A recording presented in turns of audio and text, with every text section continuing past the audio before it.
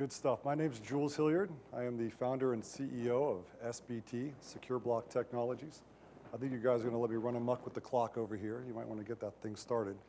I've tried to take a very technical presentation, which we're normally talking in front of, and condense it down into a 20,000-foot, 18-minute presentation to hopefully demystify cybersecurity and blockchain technology. I'll tell you a little bit about who we are. We are an enterprise team of technologists, both IT professionals and engineers with a lot of experience working within Fortune 1000 enterprise accounts and fighting that cyber battle as we know it today. Let's talk a little bit about the problems in cybersecurity today. I think all of you that have been a part of a large organization or own a large organization, you've probably had to deal with a hack, losing your data, is persistent threats from the outside. You've got incompetence coming from the inside of your network. You've got a lack of trust with other partners that you're doing business with in the sense of trying to hold everybody accountable for what they're trying to accomplish. One of the reasons has to do with the current architecture as we know it. You guys are probably pretty familiar with this castle and moat diagram. It's the way we've been protecting our assets since the beginning of time. The layered defense system, actually looks like it's incorrect there, protecting our digital assets. You've got your wall, you've got your moat, got your firewall, your drawbridge, and you put all of your assets right in the middle. And we've been doing it since the beginning of time, and we're continuing to do it today. I don't think I need to tell you. I think if you watch the news, you will already know how much we're losing in the cybersecurity battle. Breaches are continuing to accelerate regardless of the number of man-hours, devices, software that we're putting in front of it. Losses are increasing at an astronomical rate.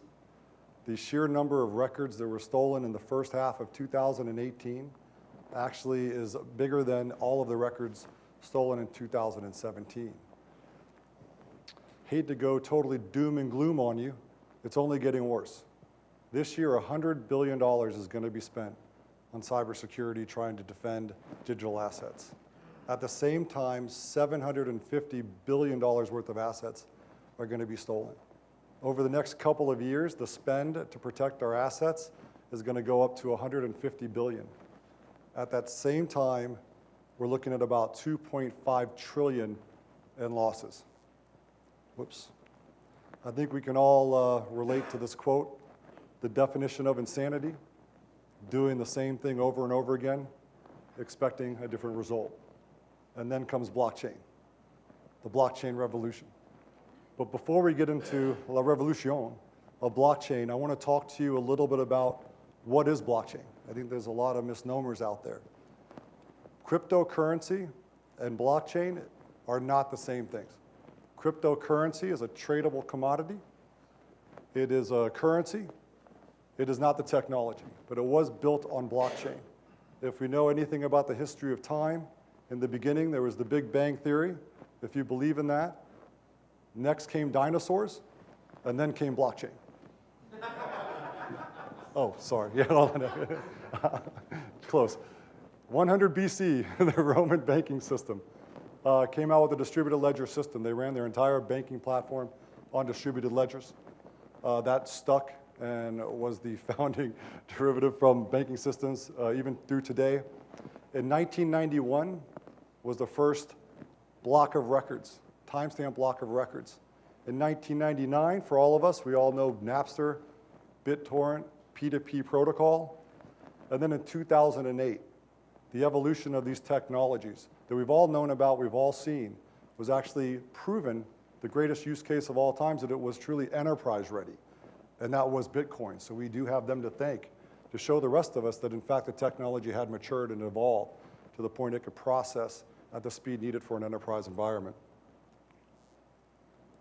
2018, I've had a lot of talks here today. Everybody's like, it's coming, it's coming, it's coming. It's not coming, it's been here. It's there. All of the major companies right now have invested hundreds of millions of dollars, some of them billions of dollars. Blockchain is in production today. It's happening everywhere. The number of patents, the sheer number of patents that are coming out from the larger organizations. If you take a look at some of the companies, every one of these companies has a certain instance in their environment that's already running over blockchain.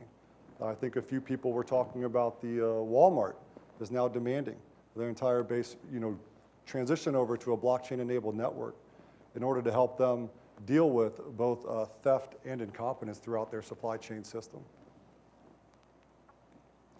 What is a blockchain? Right? That's the big question. What is a blockchain? It is an open, distributed ledger that is managed by a peer-to-peer network. It can record transactions in a verifiable and permanent way. In addition to that, you can see the hashes, the keys. And I don't know, is it not showing up properly? Oh, we've got a bad slide here. I apologize for that. The hashes, the keys, every time you generate one portion of a transaction, a new key is generated. So it already is inherently secure. It's verifiable, it's permanent, and it's encrypted, just on its own nature of how it's built. How does a blockchain work? Again, it seems so confusing from the outside, but when you break it down, it's very simple. I'm in a transaction, I advertise to the network. The network, as a majority, has to validate that I am legitimate in what I'm trying to accomplish. It then validates my transaction or my portion of the transaction, adds it to the blockchain. It is now verified and a permanent portion of this transaction. There is no getting away from that, which is, it's inherently built into blockchain. The benefits of blockchain. Again, I think I was told I had 18 minutes. I could go 18 days into the benefits of blockchain and the things that it brings to the table. Smart contracts, have you guys heard of smart contracts? Allows you to build automated processes and procedures through the network. Have you heard identity management, fingerprint technology, associated blockchain technology? I know there's a gentleman here with an actual fingerprint security company, which is fantastic. It's a digital fingerprint. That's what those keys are. When you generate that key, there's no getting away from it. Anytime you touch anything in that transaction, you are fingerprinted it. There's no hiding. Customer loyalty, stickiness. In addition to being able to gamify your experience with the users using blockchain, you can also properly track your user experience. If you have a purchaser of your product, you market to that person. When they come back through the system, because they are fingerprinting their way through the world, when they come back, you can verify that your marketing dollar, your return on investment, is actually happening.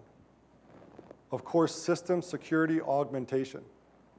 That's what we're most focused on. You know, how can we bring this technology into enterprise environments and not expose them to additional security risks, but augment their current security environment, making them more secure? That's why we're here. I know everybody's heard this before. Blockchain technology solves every problem, right? Blockchain technology is the golden goose laying golden eggs. Blockchain technology is the silver bullet. It fixes everything. It absolutely does not. It is a piece of technology. We've all heard of these magic technologies that come about. They're going to solve all your problems. It does not. But what it does do is it changes the risk-reward pendulum. Right now, if a hacker is taking a look at your network, it's very low risk. If he can get through your castle, get through your moat, even just grab a username and password, once he gets in, there's low risk. Big reward, that big pot of gold that you saw in the diagram behind the castle. He can take it out slowly, he can take it out quickly, but it's very hard to find that hacker in the network. If you have a blockchain-enabled network, the risk becomes very high because of the fact that every instance, every move that you make in the network is documented, and you are advertising to a peer-to-peer network. Risk high, reward is low. Let's talk a little bit about why the risk is so high. First, I'm a hacker. I get into your network, I got a username and password, get into the computer, I'm in, right? So now what I'm going to do is go into that transaction and I'm going to try to make a change. If it's incompetence, I might accidentally type in the wrong number in a transaction. If I'm a hacker, I might try to redirect that transaction to another server or something that I control. The problem is if I change one data point, one thing in that transaction, it has to advertise to the network, and 51% of those nodes has to reply back to me that in fact I'm a valid transaction. So not only do I get rejected by the entire peer-to-peer network, I've now notified every node out there that I'm here and I'm advertising false information. Hacker gets a little smarter. He says, hey, I'm in, but I'm not going to mess with the transaction. What I'm going to do instead is I'm going to watch the traffic.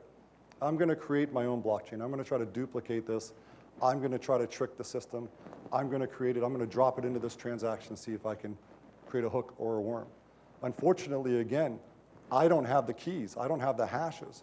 So regardless of how much time, effort, and energy I try to recreate that transaction or a block in that transaction, as soon as I advertise it out to the peer-to-peer network, they're going to reject it.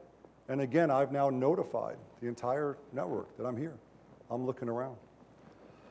Okay, so I'm going to take a step back. I'm a better hacker than that. I know I can't get in there and mess with the transaction in any way. What I'm going to do instead is take over the network. I need to go get those keys. I need to unscramble this data. So I'm going to start taking over the transaction. In a blockchain-enabled network, I have to take over 51% of the devices that are in that transaction. So not only the one that I'm in, I now got to take over 51% of the other computers that are out there. Virtually impossible. And at that point, I've got work to do. Now I've got to try to take over the network, get all the keys, unencrypt the data, and actually find something that's sellable or of value. Let's talk about these keys. It's infinite in these transactions. You have the private key, you've got public keys, and throughout that transaction, every time it hops from node to node, a new key is generated. Not even the administrator. Once they've built the blockchain environment, put the applications on top of it, he doesn't have access to all the keys because they're being generated in real time. So he can't even get to the data. Again, when you're hacking in, if you take a look at this, I'm going into a node, I'm going into a transaction, I'm trying to get to that honeypot of data. It's not there. I got to one computer, I can only get the information that's on that computer. I want to go back to this just to remind you guys of the current cybersecurity infrastructure that exists today. And I want you to take a look at that gold brick, the one on top. That's how it looks. That's your accounting software, because you all know how important accounting is. So I've gotten into the castle. I've gotten into your accounting application. I'm sniffing around for that gold brick of data that I want to extract out of your network. And voila, it's in blockchain. It's distributed data. It's decentralized. Every node has a piece of the data. Every node has the current level of security that it has today. So now I've got to hack and hack and hack and hack while notifying the entire network that I'm there and hopefully not getting caught. If you see some extra castles in there in the enterprise world, it's very common to have multiple data centers. So even if I'm in one data center, I'm hacking your network, I'm getting the nodes, and I realize, oh no, you've got nodes in another data center. I've now got to turn around and go hack that data center as well to try to make this data make sense. To break it down to a more finite level, and I don't want to go too technical here, in addition to that, from the application layer database, this is per transaction. So as you can imagine, the sheer number of transactions that are happening all the time, this chart just gets larger and larger and larger for a hacker to try to figure out. The big thing right now that is, everybody has the question of how do you do it? It's so complicated, it's so difficult. For those of you that have ever been involved with software development, DevOps is what it's called. When you're bringing a new application into an environment, it's continuous DevOps. You're developing an application, you're improving an application, you're integrating that application with your current applications. So it's DevOps. It's not that scary. Now, there's only a small group of us that understand it at this time. We're sponsoring many college programs like the other players in the space are as well to bring the younger generation up to speed. But it is just simply DevOps, so don't let that scare you off. The second thing right now is the bridge. It's expensive. Everyone thinks it's a CapEx expenditure. How am I going to go retool my entire network, bring in blockchain servers, blockchain switches, and spend millions of dollars before I even know if I have an application that's functional or even adds value to my company? That's not the case. A blockchain as a service is already available. I think IBM is a couple $1 billion into their blockchain as a service. Microsoft is $1 billion into their service. HP, $1 billion into their service. Do you guys remember the website boom? Everybody here? Website? Remember how when websites came about and you knew you needed it, you had to have it? There was no way to do it. You couldn't find guys to build a website, put a server in your closet. But as soon as those portals became available where you could buy your website as a service, all of a sudden it took over the world. Blockchain as a service is doing that for blockchain today. I also hear, is it out there? Who's using it? What industries are using it? Be more specific. This is a fundamental change in how we are building the infrastructure from a hardware standpoint in organizations, as well as from a software standpoint. It's already operating today in every industry. And if you are in an industry where you're doing things like e-commerce, or you have supply chain management, accounting, which I think we're all doing, you need to spend a little time in becoming familiar with blockchain and how it works. Again, it will inherently to the user work the same. But behind the scenes, it swings the pendulum. The risk-reward pendulum, remember that. That's what it does. It makes it higher risk and lower reward. We talk big numbers. It's astronomical in blockchain. $3.1 trillion is going to be the market value by 2030. I think that's a pretty moderate number. You take a look at the announcement that Walmart made recently. You take a look at the fact that the Australian government just awarded IBM a $740 million contract to come retool their infrastructure and start building the future in blockchain, including with some artificial intelligence, some AI. And Australian government isn't even that large. So you can only imagine where it's going to go. If you or someone you know is in the process of looking at upgrading a legacy system, possibly bringing on a new large application, having to spend a large amount of money as a CapEx expenditure for your business to expand, you'd be doing yourself a disservice to not take the time to engage a reputable blockchain technology company to at least walk you through the benefits of blockchain and the transition to getting the benefits available to you. I love Abraham Lincoln quotes. I don't think any of them are real. I don't think we ever know if these quotes are real or not, but they're always great. Give me 6 hours to chop down a tree. I'll spend the first 4 sharpening the axe. Right now, that's what blockchain technology is doing. It is sharpening the axe. We've been sharpening the axe now for years behind the scenes. And now we're getting ready to chop down the tree and reinvent the web as you know it into Web 3.0. That's it. Thank you. Thank you.